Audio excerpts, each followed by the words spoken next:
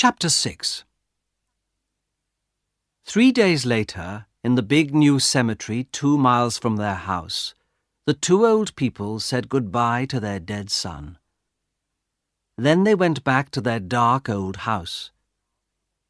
They did not want to live without Herbert, but they waited for something good to happen, something to help them. The days went by very slowly.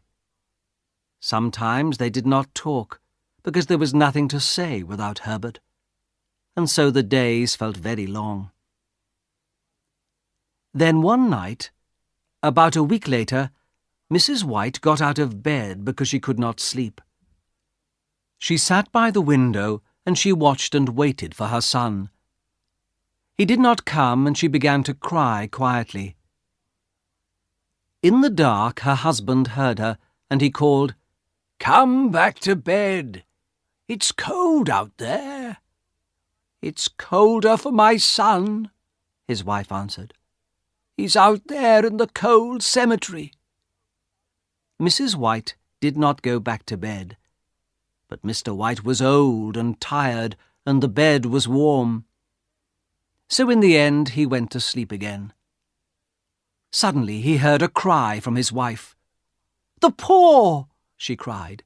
"The monkey's paw!" She came back to the bed and stood there. "What is it? What's the matter?" Mr. White cried. He sat up in bed. "What's the matter?" he thought. "Why is she excited? What's she talking about?" He looked at his wife. Her face was very white in the dark. "I want it," she said quietly, "and you've got it. Give it to me, please." "What?" Mr. White asked. "The monkey's paw," Mrs. White said. "Where is it?" "It's downstairs," Mr. White answered. "Why?" Mrs. White began to laugh and cry. "We can have 2 more wishes," she cried.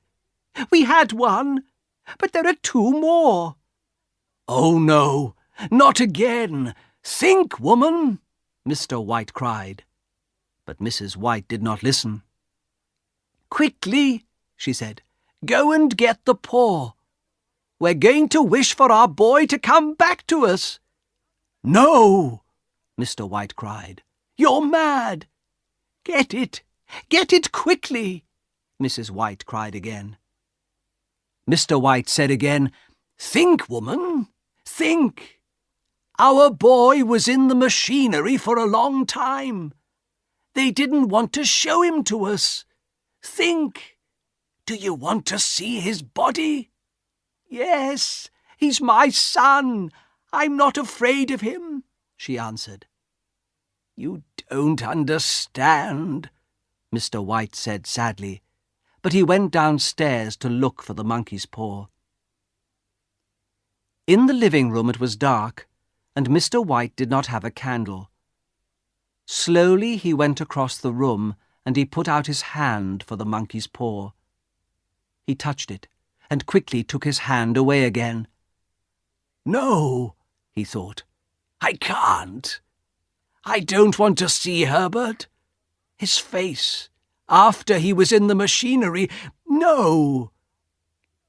Then he thought about his wife, and he put out his hand and took the paw. In the bedroom his wife waited.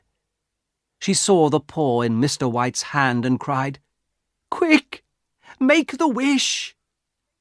"I can't," Mr. White answered. "Remember, he died in the machinery.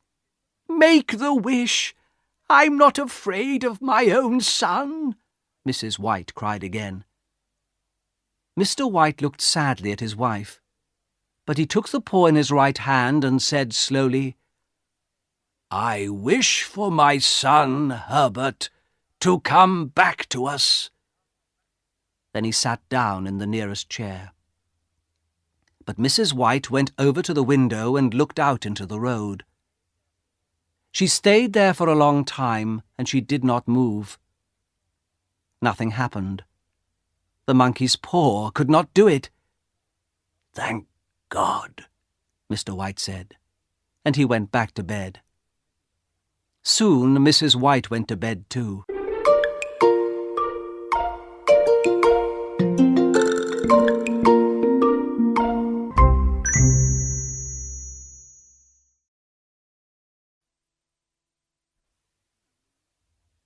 Chapter 7. But they did not sleep. They waited and they listened. In the end, Mr. White got up to get a candle because the dark made him more afraid. He began to go downstairs, but suddenly he heard a noise at the front door. He stopped and he listened. He could not move. Then the noise came again. This time he ran.